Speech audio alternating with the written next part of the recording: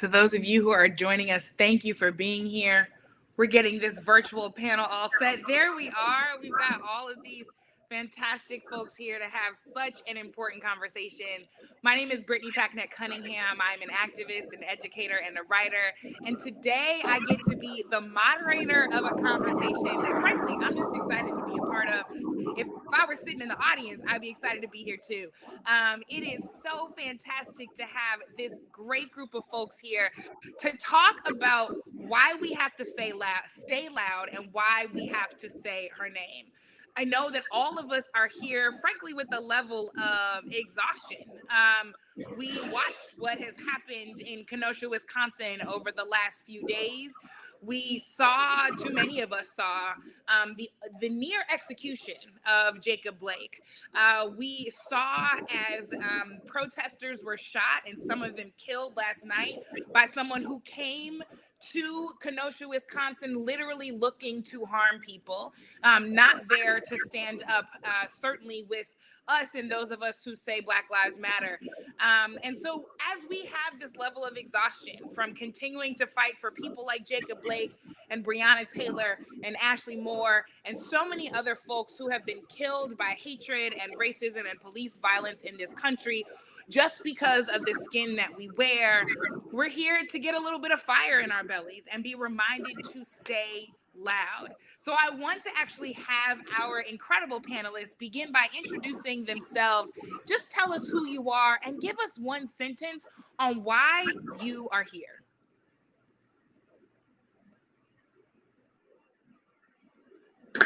Well, I'll start. Thank you so much for having us, Brittany, and for holding this conversation.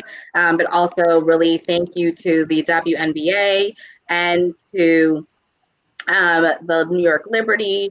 You know, I am Nikisha Lewis. I too am an activist, a community organizer, and you know, someone who is, you know, I think reluctantly dedicated their lives to ensuring that Black women, Black girls and femmes, and anyone who shows up anywhere on the gender spectrum that is Black and essentially endangered, really gets the opportunity to live a life full of liberty and justice, right? That actually gets to live a life where they can thrive.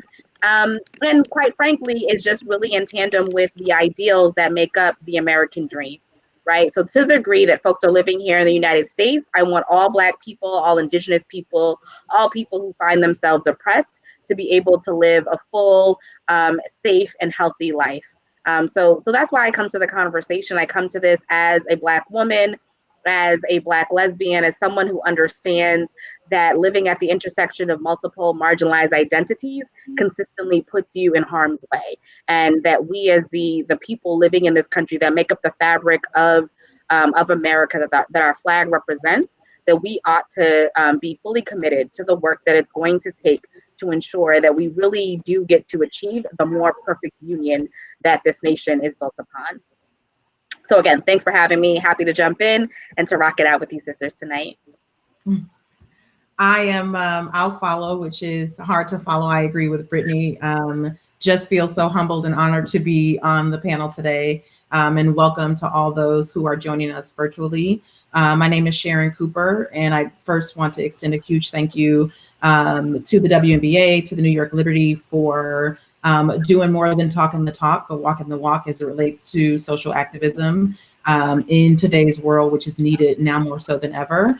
I usually tell people that I am a lot of things. I'm a business professional, I'm a wife, I'm a mom, I'm a sister friend to a lot of people, and I'm also one of the surviving sisters of Sandra Bland, who joined the list of what I frequently refer to as irreversible hashtags that continue to come. And I think that we've seen that happen time and time again following the death of Ahmaud Arbery or George Floyd, or our most recent one that's top of mind for us as it relates to say her name, Breonna Taylor. And so if there is one sentence that can describe what roots me in this conversation, it's that I intentionally make a decision every day to not be selective in my outrage, but to be collective. And so the level of frustration that I have with regard to what we continue to see happen in this country as it relates to the hunting, maiming, and just killing of people who live in Black lives, who live in the skin that we live in, who also equally might identify with more than one marginalized community. I feel like as someone who has that intimate experience around the residual impact of police and state-sanctioned violence, being able to consistently share what the impact is that happens on families, but also to help people find ways to turn the very real pain and frustration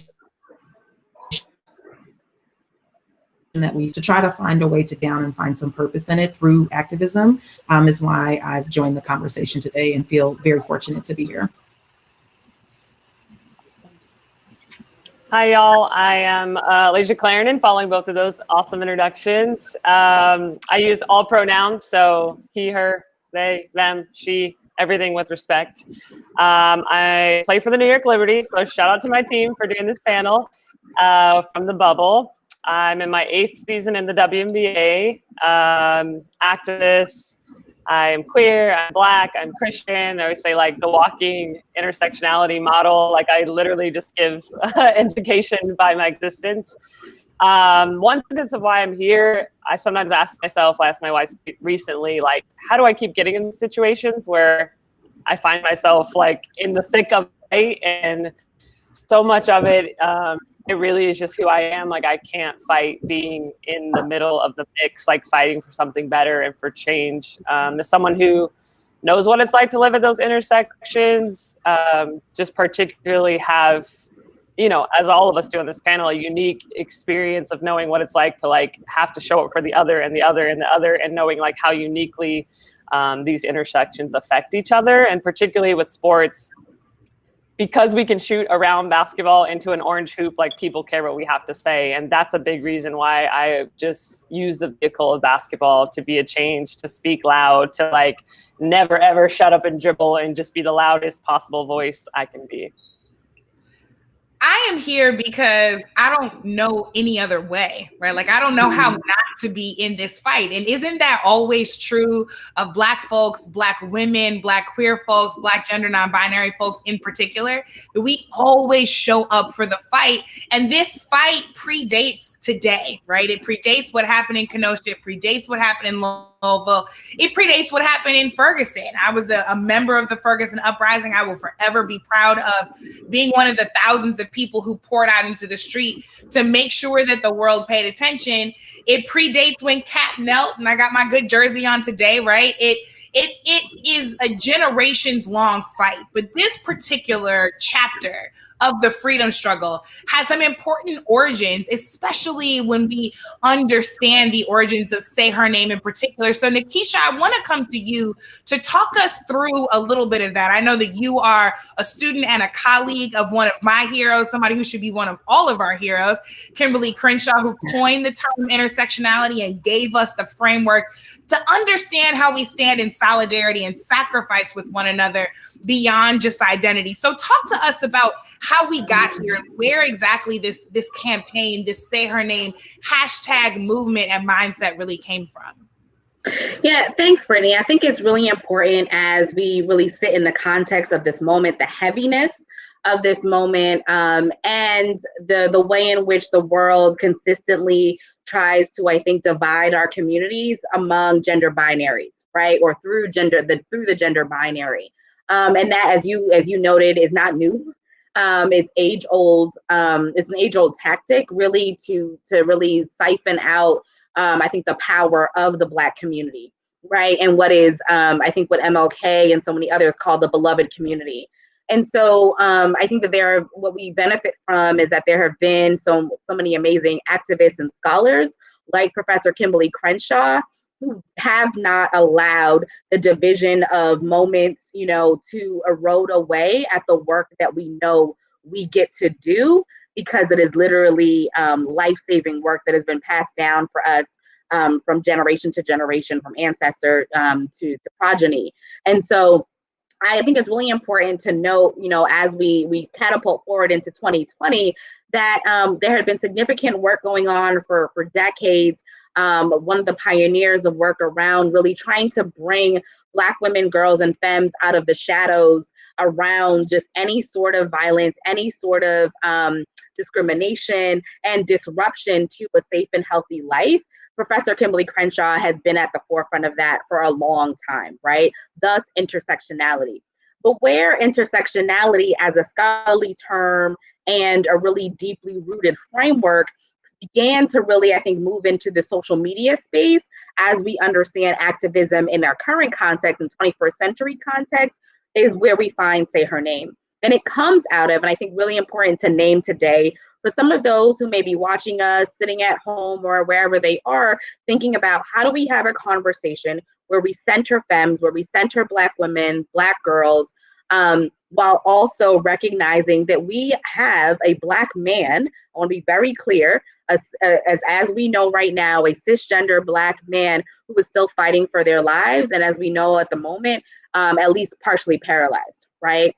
That is not new to us, that Black women really have been a part of that fabric of family. Black women have also been part of that fabric of activism that will continue to take to the streets, to policy, to wherever, to demand justice for Jacob Blake, but not absent of themselves, not absent of what they might be experiencing, right? So there's a mom that's on the front lines right now. There's a sister on the front lines at the very least. There are also sisters who are also engaged in making sure that we understand the story and the nuances of what occurred on the scene. And so all of that is encapsulated in, I think, what Professor Crenshaw was creating for us in that moment. And for me, I hearken back to 2014 when, quite frankly, we were living in a summer of terror, which is one of the first for me as a 30-something-year-old in my years. That summer of 2014 was an extremely pivotal moment, right? And I was in the midst of actually organizing with Professor Crenshaw and others actually around trying to figure out how we could create more resources for Black women, girls, and femmes, particularly Black girls, and in the educational and other contexts, so that they could live full and thriving lives when Michael Brown was killed. And we knew as activists, she knew as a scholar, as a racial justice scholar, that this was a different moment. It was a very different moment. And actively, on the dime, decided to pivot, right, so that we could support what was going to be the emerging movement. I went on to organize with Darnell Moore, Monica Dennis, Patrisse Cullors, and others, the Black Lives Matters Freedom Ride to Ferguson. So, I think many of us who are not original Fergusonites, showed up to support, but, Professor Crenshaw was in that, right? So I want to be clear that we have always had folks who are working with us to help us understand the context of the moment and how we can ensure that we do not contribute to the further invisibilization of Black women, Black girls, Black femmes, and other gender nonconforming folks in our community as we are tending to the acute activism of the moment. So it may feel like it's a lot to hold, but what we do so well, and what Professor Crenshaw has taught us all to do, is to hold the complexities of our identity and the complexities of the movement so that we do not lose steam and we do not lose time as we are fighting for justice. So Black women and girls are always central or always included in the conversation, or we ought to be doing the work to make sure that that occurs, even as this white supremacist state that we are living in will continue to throw daggers at us, very real and timely attacks to divert us from our mission around justice and freedom. And they will do so in the most divisive ways that they can attempt to do so. So I just offer that as a little bit of context. I don't know if that's helpful to the conversation, Brittany, to be able for us to hold that, yes, we are lifting up a family. We are lifting up, dear God, a survivor. We did not witness an execution as we know it right now. We witnessed a harming, right? But we have an alive Black man, and as something as terrible has occurred, we have reason to rejoice. We have reason to celebrate and to continue to lift up and say, yes, justice may look different than it does for those of our siblings who have actually been killed at the hands of police and or state-sanctioned violence. but this is a moment in which we don't want to lose focus. We don't want to be divisive. We want to be able to say, yes, justice for Jacob Blake, and we still want to be able to continue to center those, as Professor Crenshaw would say, live on the margins of the margins. That's right. It's not an either or, right? It is a both and, because as we are very clear, none of us are free until all of us are free. So it has to always be a both and. Let's talk a little bit, though, about holding some of those nuances and holding multiple things at the same time. Laisha, I want to come to you. You use that phrase, shut up and dribble, right? And we have heard that phrase and versions of that, right? Stick to sports, just do what you're supposed to do over there and leave this other stuff alone. We've heard that from multiple places, and yet you, the Liberty, the WNBA decided this was your business, that it wouldn't be somebody else's business, that you would absolutely make sure that you were your sister's keeper, and continue to stay loud and say her name. So why make the choice? Why not just be an athlete? Why also be an activist? Why also be somebody who has conversations like this? Because we know it comes at a real cost, right? A cost of energy, a cost of time. It can come at a cost of money, right? There are folks who may not want to sign contracts with you because you're outspoken about these kinds of things. Why make this choice and decide to show up in these movements? Ooh, you got me like on fire right now. I mean, it doesn't feel like it was a choice. It very intentionally was a choice, but we know what it feels like to live on the margins, even within the sports community. So like you said, people with this identity, like we show up because there's no other way. So a lot of ways, it's like, we know what it's like to fight the sexism and the racism within the sports community. Why the women's national basketball team doesn't get the same attention the women's national soccer team gets, and look at the demographics of that team.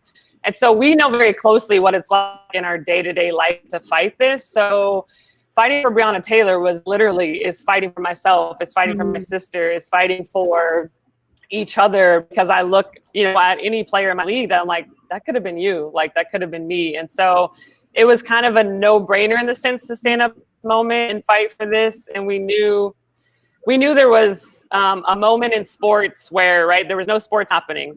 And so our strength in the WNBA, because women's platforms are not particularly huge individually, I always say, like, LeBron could sneeze and people care. They're like, oh my God, what happened? And it's like, we could freaking do a backflip and da-da-da. And they're like, oh man, she did it in the women's game. And so our power is in our strength, is in our collective voices. And so coming back to play this season was like, this was our moment. There weren't sports on. We were coming back a week before the NBA. There's a reason why we finally, all the factors that are pointing to like us getting centered in this moment. And we were the people who needed to be centered in this moment. Like Black women in sports need to be at the center because we are the leaders in this space. And so for me, I saw opportunity in a huge way of like, this is who we've always been, but we haven't always got it from the outside, the storytelling, the people paying attention, the putting our stories on TV. And so in that way, we knew we could center the victims of police violence and brutality like Breonna Taylor. And we knew there's a direct connection between us and the Say Her Name campaign. And so it was that wanting to come back to play for sports to be centered, because it was like, yeah, we deserve this. Like, let's get centered. And then like, how can we center the women who get erased, who are so often forgotten? Let's dedicate our season to Breonna Taylor, to saying her name, to partnering with the African American Policy Forum. Again, doing that work on the ground that so many people miss in organizing, that don't actually go to the source of the work. Like that's what we're doing. That's so high level that I will brag about all day that people aren't doing in sports activism, is like, we're doing what Black women do. We already know this, but like people don't realize how hard and how intentional we're doing it within the realm of sports and playing 3 games a week. Yeah. I want to come back to this conversation about sports activism specifically, but for a second, Sharon, I want to come to you because you have experienced more directly than most what happens when Black women are erased from this conversation.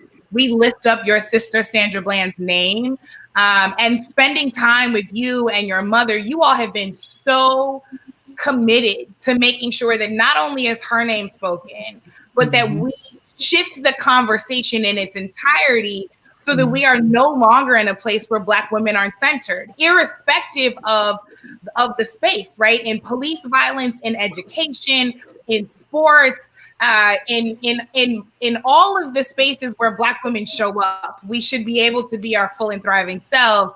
And yet so often we don't see that happen. So you came to this work not through scholarship necessarily, not through sports activism necessarily, but through such a deep personal experience. And nobody would have faulted you if you had said, you know what, I'm going to grieve my sister, right? I'm actually not going to decide to become a voice and a leader in this space. I'm actually going to take care of my heart.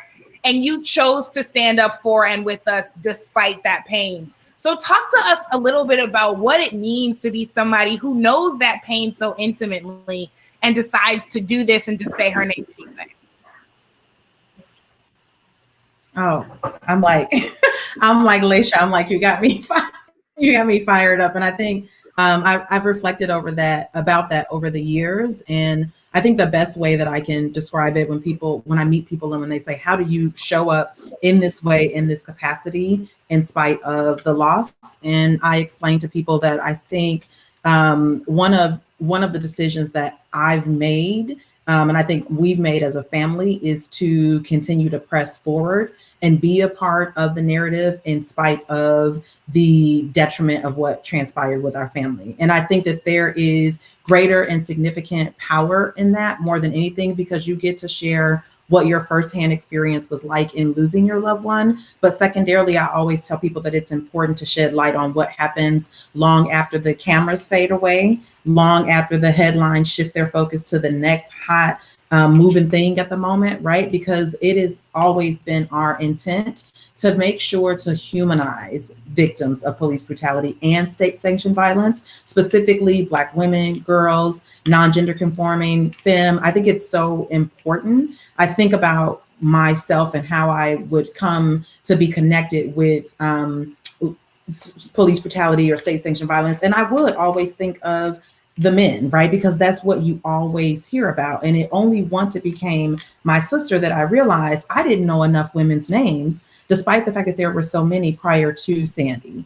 And so I feel like every time we speak up and we speak out and we're a part of a panel or a broader conversation that's bigger than ourselves, we do so with the intent of sharing our very real firsthand experience, but secondarily giving people insight into how you can start to make an attempt to piece the puzzles of your life back together, because there is no how-to book on losing someone that you love very deeply, right? We've all lost someone, and there's never an expectation in that loss that you have to share that with the world, right? So you have to first reconcile with that and find a way. I want to be very clear that I say this to everybody that's out there, is you actually have to find a way to be selfish and take care of your heart and come back to the work. And I think at some point in the conversation, I know we'll have that self-care discussion, because I think it's important now more than ever. But I really do feel that anytime someone loses their life in an unconscionable way, and in a way that was just completely beyond their control because of the skin that they live in, I view it as a very personal responsibility to amplify their voice and to speak in a matter. And specifically, I feel like every time I speak up, I am saying things that I know Sandy would have wholeheartedly agreed with, and that she'd have a bullhorn about if she were here. So to lose your life and voice at 28, or in Breonna Taylor's case at 26, or so many other Black women, girls, femmes, non-binary, the thing that rings for me is a lot of our folks are not making it, a lot of our women and girls are not making it past 30 because of because of the multitude of violence that they experience. And so I feel like those of us that are here, we owe it to them to speak up and speak out about the issues that are impacting them, so that the next girl or woman doesn't have to suffer some of the things that they did.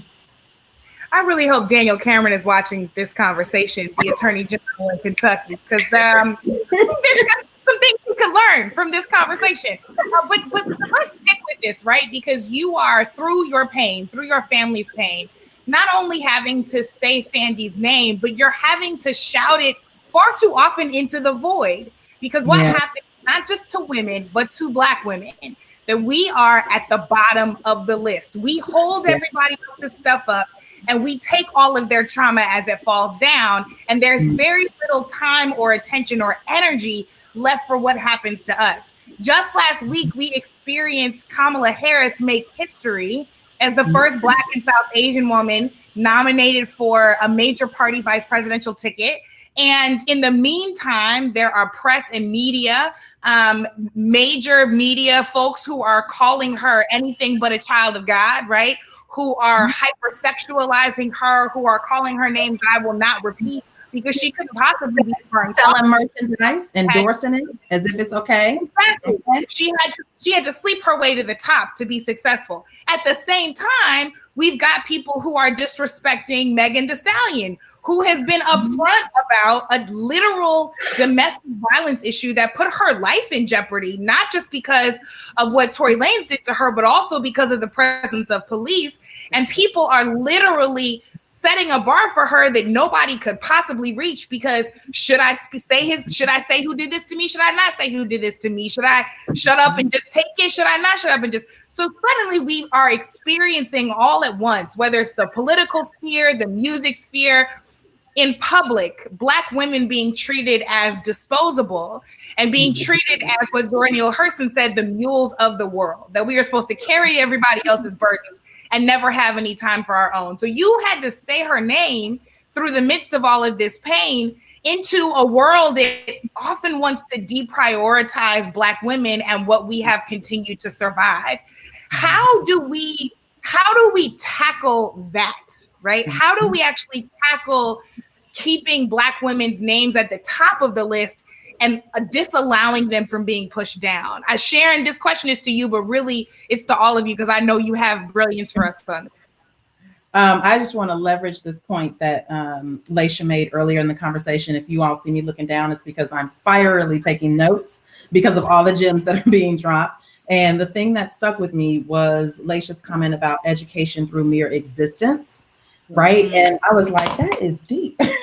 This whole notion of I always tell people that I consider myself to be a strategically and intellectually vocal person. And what that means is that when I speak up, is to add value to a conversation. So every time you cross paths with a Black woman or girl or anybody who's living on the margins, within the margins, I think that we have a responsibility to educate. And so I think it's important for people to not get swept up in the currency of the moment and understand that historically, the society was designed with Black women and girls last in mind, whether it be through the very brutal contours of slavery and having the expectation of a Black woman to not only forcibly separate herself from her family, but then be responsible for taking care of the family of others. And then when she has the perceived right to get out of that environment, then be subjected to Jim Crow laws. And fast forward to 21st century present day, there are layers upon layers of historical hurdles that have been placed in the way for Black women and girls to have to continue to block and tackle and tear down. And yet and still, in the good old words of Maya Angelou, we rise. So I always say that my mere presence in my ability to show up and speak up is a form of resistance, because I do genuinely believe that families who are impacted by state-sanctioned or police violence are expected to be on the receiving end of it. And I don't believe that it's anyone's intention to expect or think that families would just disappear, if you will. But there is very real strength and power that comes from making an attempt to overcome and become a larger part of a solution, right? So for me, it's as simple as, and it's what you do, Brittany, it's what Nikisha does, it's what Laisha does, is every time you speak up, is that you educate folks about the history of Black women and girls and non-binary, and femmes in this country and the contributions that we've made. And I always tell people, pull out your digital receipts and his digital and historical receipts and let folks know that these are the things that we've done and contributed to. And this is why we're not going anywhere. I always say to people, Black Lives Matter was, to this day, founded by 3 Black queer women who were sick and tired of being sick and tired. And the same thing goes for Say Her Name, in terms of the founder of that movement being a litany of Black women and girls who were tired of being sick and tired, and mothers as well. And I always say, like, who shows up for Black women and girls? We all know the answer. We do. When nobody else shows up, we do. And here we are. So how do other people show up for us? Nikisha, I see you, and I had therapy this morning. I want to talk about self-care. I had therapy this morning. Yes. Excellent. But my therapist, who is also a Black woman, said to me, what did she say? She said, the resilience born of misogynoir, so this intersection between racism and sexism, the resilience born of misogynoir is expensive. That it is very, very costly to us. And A, this is why we all need culturally responsive therapists that can identify with what we're going through. But B, when she said that to me, it was so illuminating because we show up for us, but we're tired. We're exhausted for good reason. So how should we be expecting other people to create environments such that us saying her name and us speaking one another's names doesn't just get shouted out into the void and we're not the only ones holding that burden? Yeah, well, so a couple things. One, shout out to your therapist, because that's really advanced therapy. And I would add to that what Reverend Tracy Blackman had taught me, and that's that the magic is no longer free. One thing say Black girl magic, because it really is Black girl magic that helps you really navigate those nuances and the tricky terrain that I think we're in, but the magic isn't free. So not only is it expensive, but it's not free. So figure out how to meet Black women where they need to be met in order to really hold this. And then when I say free, it's not just in terms of a monetary support, but resources and support looks a lot of different ways, right? And I think we're having this conversation in the context of sports. And so, what I think I would offer in terms of answering your question is dovetailing off of what Sharon was saying, is that, we don't just win games by playing defense. Right? You can protect your goal, whatever your goal is, whether it's soccer, basketball, football, right? We know our goal. You can defend it, but if you don't score, you don't win, right? And so for us as a movement, and I say this as a movement for Black lives, right? As a movement for liberation in this country in particular, the women, the girls, the femmes, the trans people, the gender nonconforming people, those of us who have been historically cast away, we cannot win simply just by trying to defend our lives day after day. We cannot win, and we, the people, cannot win. And winning is democracy, right? A full and representative democracy. Winning is full liberation for a people determined on their terms. We don't win unless we have a strategic offensive agenda. And that only comes, in my opinion, my very meek and humble opinion, if we do this as a collective body. If we do this as a people who can break down silos. So that means that when we need folks to show up in the work, we don't just need you if you're Black. We don't just need you if you're a woman.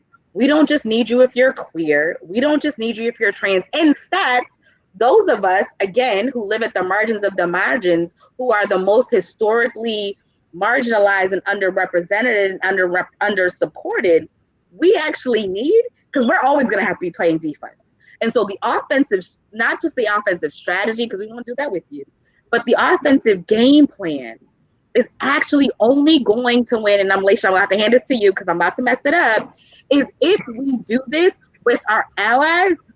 And I invite folks to take a step further and figure out how they can enter as accomplices. And it was actually in 2014 in Ferguson, in conversation with my brother Darnell Moore, who is just always been one of the most amazing allies in action, right? That as someone who identifies with a gender not the same as mine, who has said, I'm going to figure out how to show up for women, but also I want folks to get that being an accomplice, someone who, right? So when we think about what is the energy, right, that you get when you think about the word accomplice, usually it's used in, criminology, right? So thinking about someone who might have been there, somebody who might have been down for the situation. But when everybody gets caught, it's not just the initial person who committed the offense, but it's also who was down with them, who was considered an accomplice. And they oftentimes take the same L's as the person who committed whatever offense, who did the thing. And so if the thing that we are doing is engaging in justice work, is engaging in freedom work, and it is those who are Black, it is those who are women, it is those, right, who continue to play the defense. The offense support comes from those who want to show up as accomplices. And there's what I feel like they're saying is, I'm gonna show up for you. I'm gonna show up in this moment, but not just when it's cute, not just when it's going to give me a photo of, not when it's just going to get me on the news, because guess what? Hashtag activism is a real thing. And it's not just about that. Those are the folks, and particularly in this moment, if you want to consider yourself an accomplice, and I'm putting out, this is my call for accomplices, is we need you to win this game. It's not, we can't win it on our own. And that's my appeal, if you will, Brittany, to the folks who might consider themselves on the outskirts of this conversation. It's also my call to other athlete allies, right? I remember in 2016, when Peter Charles and other folks at the New York Liberty decided that enough was enough, and they were just going to take a stand, and the, you know, we got it corrected, but the L's that they immediately took. Yeah. Right? Like, you know, like I said, I'm a student of history, so it's really important for me to, as we are having a conversation about where our movement is going and how other folks are infusing into the movement, that it's not that sisters need your support because they're just now showing up. Sisters have been here. That's sisters right. have been here, they've been leading, and particularly, you know, in the context of this sport, in the context of even this team, you know, that we're in conversation with tonight, like, I don't want that to be missed. Yeah. And in the strategy, if folks were able to show up as accomplices readily in the moment, we might not even have been having a conversation about fines at that time. We'd actually be having the conversation where the arc has taken us 4 years to where this is just the norm. This is just what we're doing, right? So I just wanted to try to weave those pieces together, because it's important to me as a network weaver that we understand that there are those of us in the network, in the movement network, that will need to be playing defense. There are also those of us who will be playing offense and be trying to lead strategy, and then there's a place for those who want to consider themselves allies. And I'm offering an upgrade for our allies in the movement to accomplice, to take some of these L's with us until we become the full-on wall of moms, wall of people, wall of folks who can surround Black lives until they can fully thrive. Laisha, I want to bring it to you because you know how to win games. This is what you do, and I will build upon what you just said, Nikisha, because I like to remind people we need allies, we need accomplices, but we need co-conspirators. I need you to be so ready to get in trouble that you're willing to plan the whole thing with me, right? That you are there from start to finish, and you take all the L's that we take, you take the W's that we take, and everything in between. And I think that what is powerful about sports activism is that you all are taking the privilege, the position, the attention, the access, the resources that you have, and are operating as co-conspirators actively, right? That it's not performance, that you're actually putting something on the line for the sake of other people and for the sake of something bigger than yourselves. And frankly, you all in the WNBA have been trendsetters on this, right? We see today breaking news that the NBA playoffs are going to be postponed today because the Milwaukee Bucks said we are not going to play today out of protest, or in protest rather, given what happened to Jacob Blake, given what happened to protesters in Kenosha last night. The Magic have joined in, so there's no Rockets Thunder game, there's no Lakers Blazers game, but you all in the WNBA and at the Liberty have been doing this for a good minute now and trying to get those of your colleagues in the sports space into the work and say, we've got the platform, we've got the privilege, we have to spend it. What does it look like? And you started to talk about some of this earlier, but what does it look like to spend that privilege strategically and to spend it in a way that puts the community first, right? That doesn't put your Instagram followers first, or your endorsements first, or your fame first, right? It actually puts the wishes and the hopes and the dreams of the communities that you're standing in solidarity with at the forefront of that activism. Yeah. Oh, that's good. God, every time you talk, I'm just like, I'm ready. It looks like the conversations we have behind closed doors. It looks like I'm learning the difference between being an activist and an organizer, and how freaking hard organizing work is like, it is draining and exhausting. And I think that is where a lot of these conversations have had, is at the root level of like, how do we organize strategically? How do we have a conversation with Tamika Palmer, Breonna Taylor's mother, to make sure we're honoring the wishes, to obviously first and foremost get permission to put her on the back of our jerseys, ask her if that's something she would even want. And then how do we have conversations with Sharon Cooper, with the Mothers Network we had just 2 nights ago, to make sure we are centering the community, the voices, and asking what they actually want. There's no justice. We've gotten, for a lot of the people we've talked to, the justice would be their family members would be alive, right? But what does like a semblance of justice, or what are your wishes moving forward? What can we highlight? And I think that looks like, particularly across the gender lines, is the men organizing behind the scenes with us too. What it looks like is them showing up for us, for example, like when we're in our CBA negotiations, that's our collective bargaining agreement that we're doing behind closed doors, which is literally the contract that is between the players and the league, that shapes like how I show up to work every day, how much I get paid, what benefits I have as a mother, all of those types of conversations that are having in closed doors. Because the performativeness is it's so cool to be at a protest nowadays. Like, I've never seen so many black and white protest photos. I've never seen so many books posted in my life. And like, great, like activism becoming cool. Like, I'm here for raising the awareness. I'm here for like, let's have it be cool to be like at a protest, not at a sunset, right? I'm down with that. But what does it look like behind the scenes when you leave the protest? Did you read the book you posted about? Did you donate to that campaign? Like, what are you gonna vote like in November? What are you gonna vote like locally? Yeah. Are you about defunding the police? Like, those are the conversations I think it looks like behind closed doors.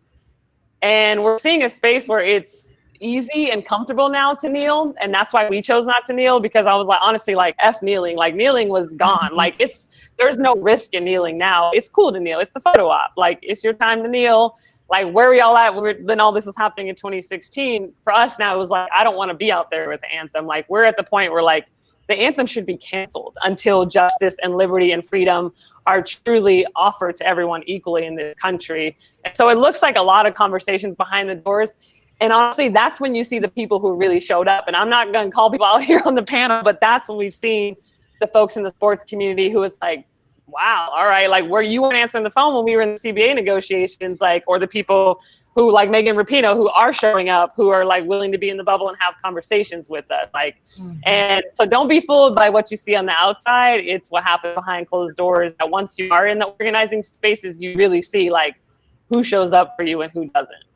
I'm glad you talked about this, because I think a lot of people have an archetype of activism, which means that somebody else organized them, right? And they show up on the street with a bullhorn or a sign or a cell phone, and it has to include those activities. And they haven't thought about what happened before the protest, after the protest, after the cameras leave. And, you know, now in 2020, I'm having nice conversations with folks like you know, and the WNBA is calling me up.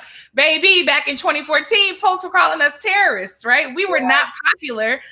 We were everything but. And so I'm so glad that you talked about this, because in the spirit of getting everybody on board, sometimes we can skip over the lessons and the actions that need to be taken off screen, off camera, behind the scenes, in the midnight hour. So as we come to a close, because we've only got a couple of minutes left, I want to hear from each of you. Sharon, I'll start with you, and then we'll go back around to Nikisha and close with you, Laisha.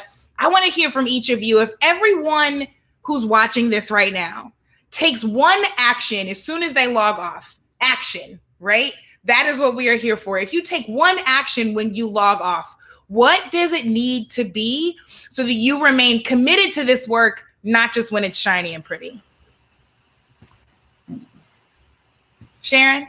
Can you guys hear me? Yes. Okay. Sorry. I'm like, listen, I wrote it down because I don't want to mess it up. My action is for you to remember her, she, them in the fullness of who they were, versus the media snippet or portrayals that you consume and are led to believe.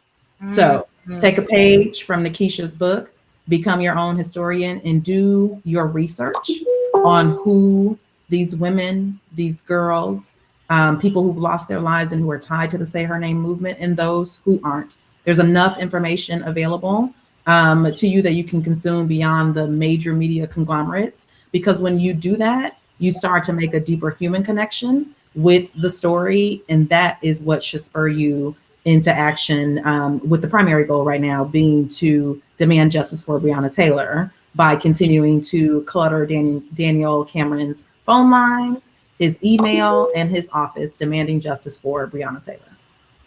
Thank you so much, Sharon. Nikisha? Thanks. So I'm going to answer, but I just have to really lift up Sharon and Miss Geneva, your mom. So, I'm in this conversation because I met this sister and her mom almost immediately after they had lost Sandy, who we've all had the privilege of calling her, thanks to you all. And so, as she says, to know them in their fullness, I remember we met over dinner and really just asking, as someone who had worked with families of victims of police violence, how can we help? What is the legacy? What is Sandy's legacy that you want to leave? And it was just that we remember her, we know her, and all of who she was. And it's important that everyone gets that Sandy was an activist. She was us, she would be here in this conversation with us, and she had started Sandy Speaks. And so as we continue to have these conversations to lift up folks' names, when we say her name, we are not just talking about the violent ways in which they died, but we are lifting up the full lives that they lived, the vibrant lives that they lived. And Sandy was so many of us, so many of us saw ourselves in her. And so I want to say that as much as we continue to say her name and to do our work, whatever it is, then Sandy still speaks. Sandy still gets to speak. And that is so important, because it's important for those of us who are activists coming into the work anew, those of us who really recognize what batons we're picking up and the torchbearers that we're continuing to be, that the work is still very much connected to human beings, to real families, to real people. And those legacies we want to keep alive. And so if there's an action that you get to take in this moment, or as you figure it out, we want folks to have their voting plan. I want you to have your activism plan. And your activism plan should first and foremost constitute of doing something. My request of anyone watching this evening is that you don't get so paralyzed by your fear, by the desire to get it right, that you end up missing your opportunity to do something. To the degree that we are all still here, in whatever bodies we have, it is our absolute responsibility, and I would give you your duty. And particularly if you consider yourself a descendant of Black and brown people whose particular struggle is present in these United States, then it is your birthright to really step into the work, however you enter, right? And particularly for Black women, when Black women enter, as Dr. Janetta B. Cole would remind us, we win. That's right. Win. When Black women enter, we win. So don't stay out of the game. I'm a Black girl who can't jump doubles, but don't be that girl who's always trying to get in the rope and never makes it in the rope. Just get in the rope and see if you can make a couple turns. It really, I know, I make light sometimes because I think we do need to stay in the work, but I want to remind folks that it really is that simple. It's as simple as jumping in a turning rope, and it looks scary. You can get hit with the rope. It will hurt. So I'm not telling you that it's going to be fun all the time. I'm not going to tell you that it's going to be sexy. I'm not going to tell you that you won't lose friends and you won't lose family, because you might. But at the end of the day, we win when we enter. We win when we decide to engage in the game. And then the last thing I'll say is that there is a community near you, wherever you are, whether it's online, particularly in these digital times that we're living in, as we still, are doing our part to combat the coronavirus. I want everyone to be safe, but I don't want you to be afraid. I always say to folks that I coach, be afraid, but do it anyway. So jump in the game, figure it out. Your people are here. The beloved community is here. We're going to hold you down. We're going to take care of you. So if you come in through sports or music, or you're a community person, all of us are here for you. And I think that we have an opportunity to really do something different as we move forward. As we look back in history, we'll see that this was a seismic time in which shifts occurred that we never before imagined and that our ancestors set us up for. So I don't want you to miss this moment. Jump in, do something, do anything so that we no longer are invisible and that we do our part to be seen, to be heard, and to be loud. I can't double dutch either. Don't even worry about it. We good. I'll learn though. I'm getting my Black girl card definitively. I just learned how to cornrow, so I'm working on my Black girl. You're already 2 steps ahead of me. But we will win in 2020. COVID blessings. Such brilliant advice from both of you, Sharon and Nikisha. Laisha, take us home. I'm a big reader, so I would say seeking out perspectives that are different than yours. I think there's so much power in humanizing people through story. So yes, very much read the new Jim Crow, read like the dense academic, like get your education books. And also I think there's a lot of power in reading books that tell stories about people. So I just read Felix Love. It's about a young like transgender, it's a young adult, and so I love young adult, like don't sleep on it. It's about a young trans boy who falls in love and is in school and all the different scenarios and just that representation. And so there's so much to learn through reading a story about someone else, right? Especially in COVID, or you might not be able to meet a trans person or maybe know a trans person or know someone who's brown or all the different, you can go through the different levels of categories, someone who's Muslim, someone who has a disability, but you can read stories and humanize them and learn about them through that. And so there's Audible, there are podcasts, and there are books. Seek out a story. It's something I'm trying to take to heart. I realize I don't read enough stories about my brown sisters and brothers and Latinx folks, and reading more about like Muslim peoples and stories, reading more about disability. I just bought a book about phobia because that is like, as a skinny person, I have so much privilege within especially the sports world. And so seek out those perspectives, like go online. This is my action step. Buy 2 or 3 books, Audible or Kindle, and read a perspective that isn't one that is your own. Absolutely. Nikisha, before we go, can you give us a site where folks can go to learn more about Say Her Name? I think you're on mute, Nikisha. It's all good. That's what we do these days. I do this all day. You'd think that I would get the hang of this mute and unmute, but nevertheless, thank you so much for asking the question. I would, definitely tell folks to continue to follow, particularly this WNBA conversation and this athlete activism conversation via, nyliberty.com. So that's the website of the New York Liberty, who's hosting our conversation this evening, as well as In Our Names Network. So it's really long, but we'll make sure we drop it in the comments on the YouTube page, but inournamesnetwork.com, which is a network started by the folks who created the Say Her Name campaign. Andrea Ritchie, who's a sister scholar, along with Kimberly Crenshaw, and the author of Invisible No More, which really looks to bring out the stories of Black women and girls who have died of sanctioned violence. So really, that website will give you access to trans women, trans sisters of color throughout the country, from the South to the Northeast. All of the information is there, scholarly articles. We also just had our last annual In Our Names Network gathering virtually. So it's really different, but cis, trans, gender nonconforming folks of color who really are dedicated to bringing Black women, girls, and femmes out of the shadows and really ultimately ending state-sanctioned violence first and foremost among all things. And really, I just offer that as a place for also links to additional scholarship, as Laisha was saying, to folks who want to understand, why do we say state-sanctioned violence versus police violence? We want to make sure we capture the myriad ways in which Black women and girls actually caught up in this matrix of violence and the way that harm befalls them, right? So Meg, our dear sister Meg, was not harmed by the police, but as you were laying out for us, Brittany, there's a confluence of events that occurred that essentially render Megan Thee Stallion unsafe. Mm-hmm. And so, Megan is all of us.